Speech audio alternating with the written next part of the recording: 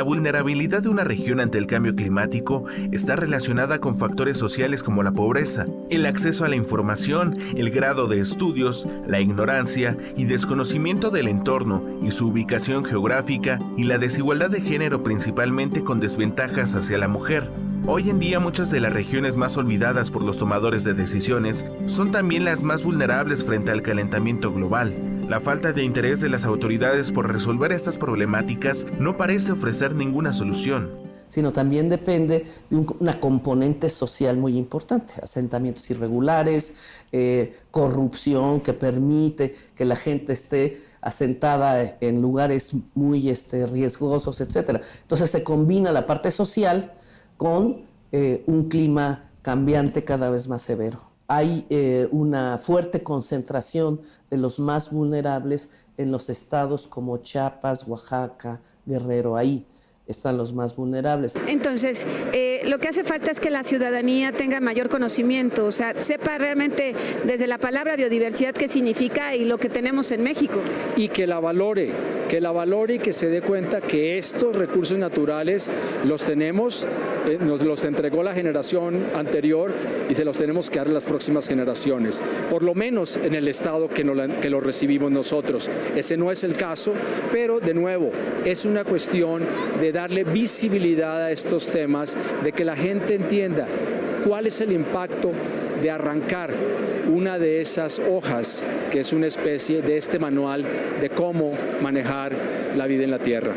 Esta desigualdad social no es exclusiva del campo. En las ciudades del país se vive un crecimiento descontrolado que ha provocado serios problemas en sus habitantes. Sin duda alguna, las grandes ciudades juegan un papel muy importante en el proceso del calentamiento global. Es aquí donde las actividades tanto industriales como cotidianas de millones de personas producen la mayor cantidad de gases de efecto invernadero.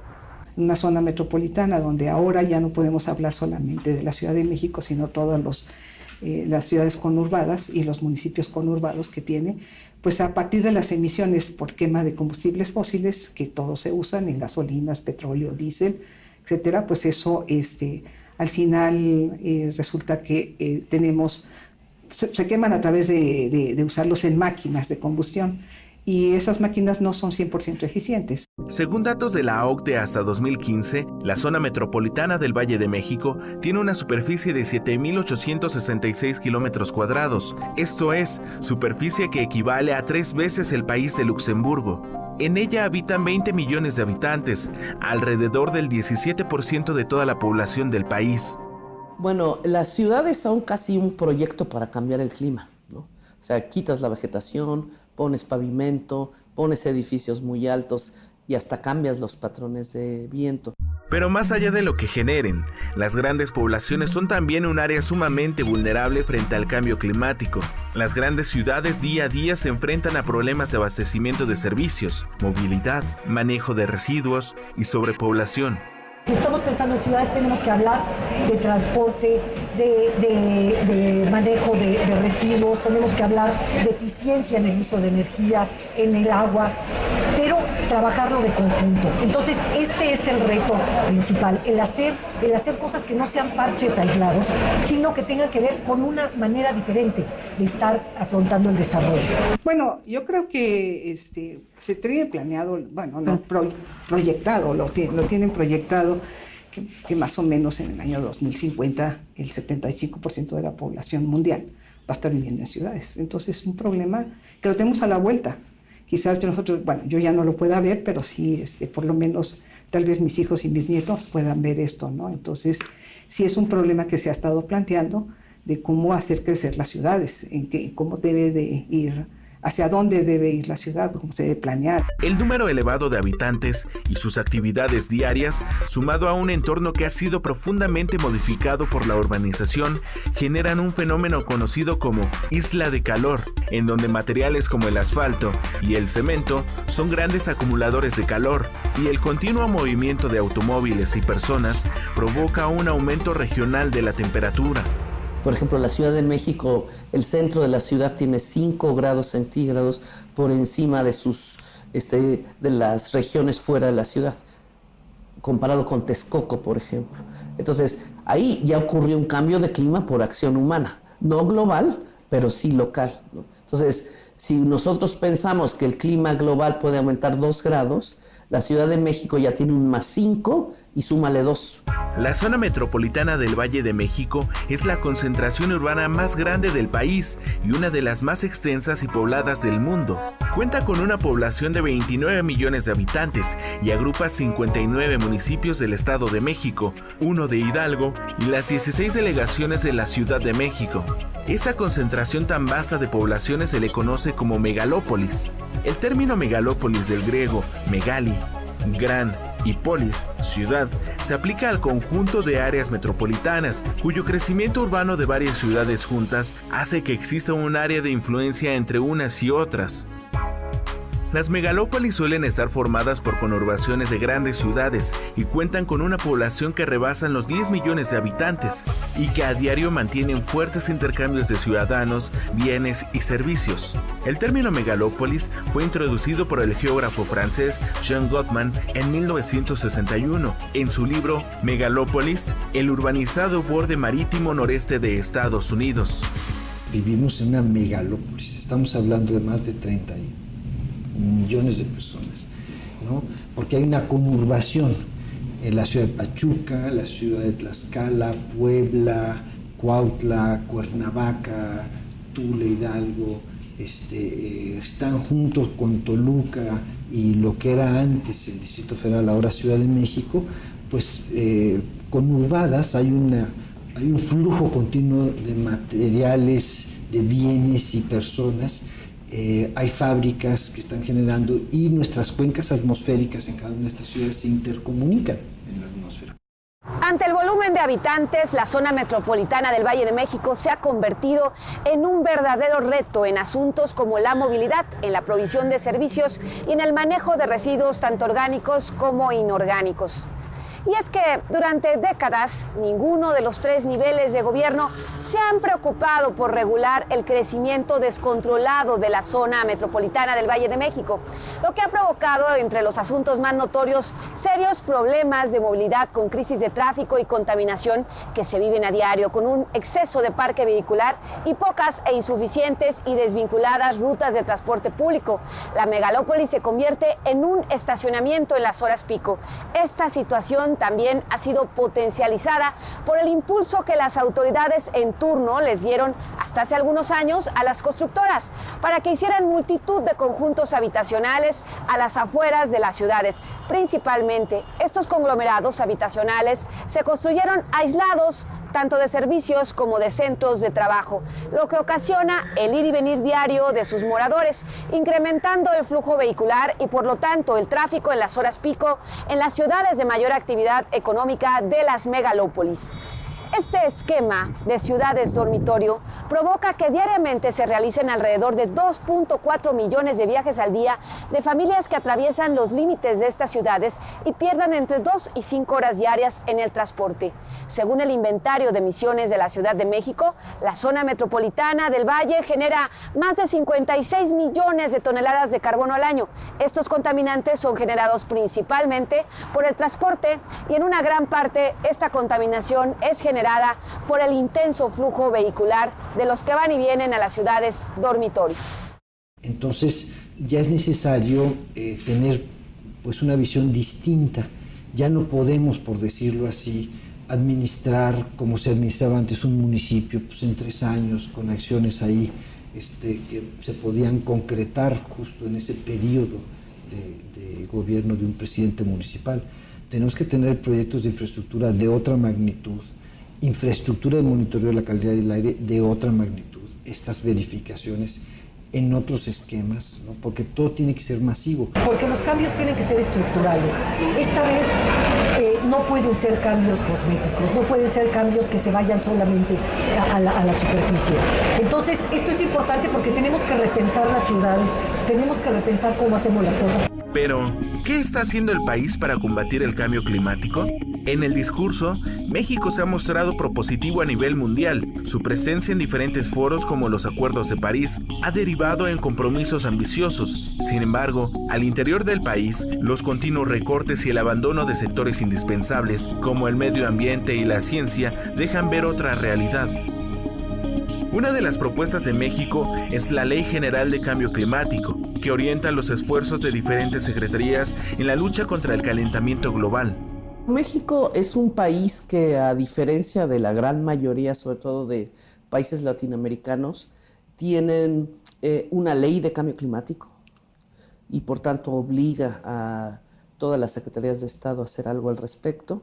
Tiene una estrategia nacional, tiene un programa especial de cambio climático en donde 14 secretarías de Estado tienen líneas de acción, tienen metas que cumplir y tienen indicadores para saber si están cumpliendo las metas o no, y tienen presupuesto. Como parte de esta ley, también se creó el Instituto Nacional de Ecología y Cambio Climático, un organismo descentralizado que reúne a los más destacados investigadores en diversos campos con el objetivo de generar información sobre el cambio climático. Entonces, el Instituto Nacional de Ecología y Cambio Climático tiene precisamente esa misión de generar, coordinar, integrar todo el conocimiento que tiene que ver con nuestra vulnerabilidad, con las posibilidades de adaptación, con el tipo de tecnologías que pueden usarse para ayudar a mejorar nuestro ambiente, y también con reconocer las fuentes de contaminación que pueden estar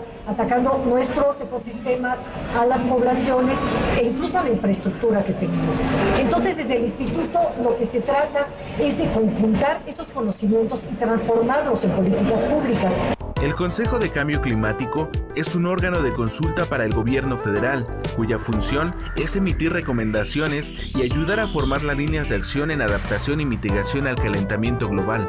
Tenemos un consejo asesor en materia de cambio climático que está presidido por el doctor Molina, y ahí hemos convocado pues, a distintos sectores. Tenemos una red de científicos organizados para el cambio climático.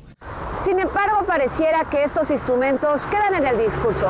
Dentro de la Ley General de Cambio Climático existe un fondo para el cambio climático que desde 2014 permanece en ceros dentro del paquete fiscal. El gobierno federal ahora ha realizado importantes recortes a la Secretaría de Educación Pública y a la Secretaría del Medio Ambiente y Recursos Naturales. Esta falta de presupuesto afectará tanto al Consejo Nacional de Ciencia y Tecnología como al Instituto Nacional de Ecología y de Cambio Climático, limitando a una comunidad científica que es capaz de ofrecer soluciones ante este problema de talla internacional.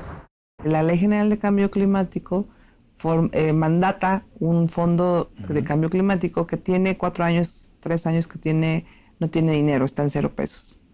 Al menos 2016 0, 2015 0, 2014 0. Entonces cada vez hay menos dinero y hay más necesidades. Y cuando de pronto el medio ambiente es un tema en donde no solamente estamos convencidos y estamos en nuestra obligación pues defender este rubro, y aunque existen compromisos o mandatos de ley, compromisos internacionales para poder hacer reducciones de emisiones y una serie de todo un plan alrededor, pues es muy complejo.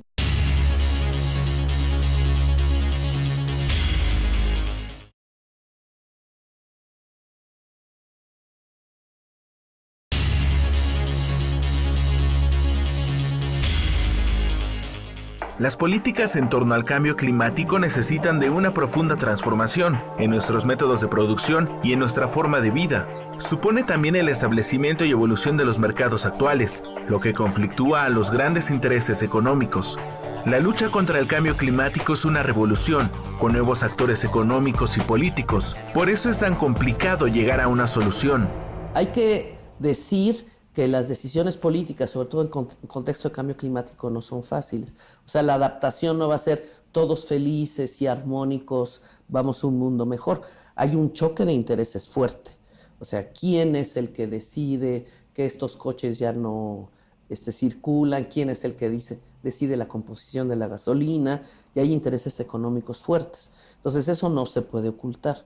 Los acuerdos de París, celebrados en el marco de la Conferencia de las Partes, la COP21, con la participación de 195 naciones, fue histórica, porque logró incluir por primera vez los compromisos de 2 grandes países que emiten grandes cantidades de carbono, China y Estados Unidos. En ellos, México tuvo una participación activa por ser uno de los países en vías de desarrollo con mayor importancia política. Sus compromisos fueron calificados tanto de ambiciosos como de justos.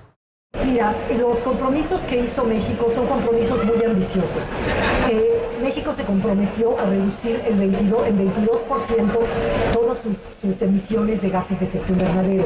También tenemos un compromiso de reducir el 51% las emisiones de carbono negro y a tener una serie de medidas de adaptación con todos los municipios más vulnerables del país y entre otras cosas.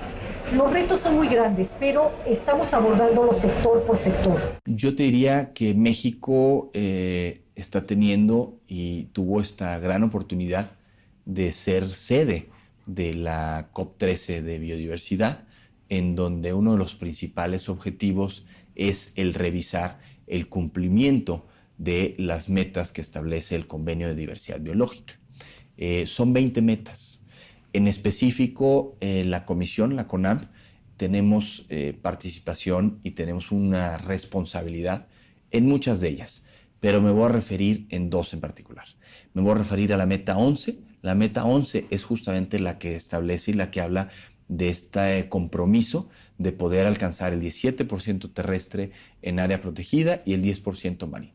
En México, en la parte marina, lo vamos a rebasar y en la parte terrestre lo queremos alcanzar incluso antes del 2020. Entonces, nos hemos trazado compromisos muy ambiciosos, muy grandes, retos importantes, pero porque sabemos de la importancia de crear áreas naturales protegidas que justamente identifiquen reglas muy claras para poder hacer una protección efectiva de estos sitios. Y el otro habla también de otra de las metas importantes, es en cuanto a la conservación de especies. Nosotros, hay que recordar, firmamos un acuerdo que se empieza a aplicar en 2020 y tiene 10 años de aplicación hasta el 2030. Entonces, para ese periodo tenemos que reducir el 22% de nuestros gases de efecto invernadero y el 51% de estas partículas negras de hollín que le llamamos carbono negro. Sin embargo, los expertos encuentran complicado el cumplimiento de estos compromisos, principalmente ante la falta de coordinación entre el orden político y la comunidad científica. La falta de presupuesto designada para el fortalecimiento de auditorías ambientales, por ejemplo, y la prevención ante los fenómenos causados por el calentamiento global también son indicadores de que la instrumentación legal en torno al cambio climático podría quedarse simplemente en el papel.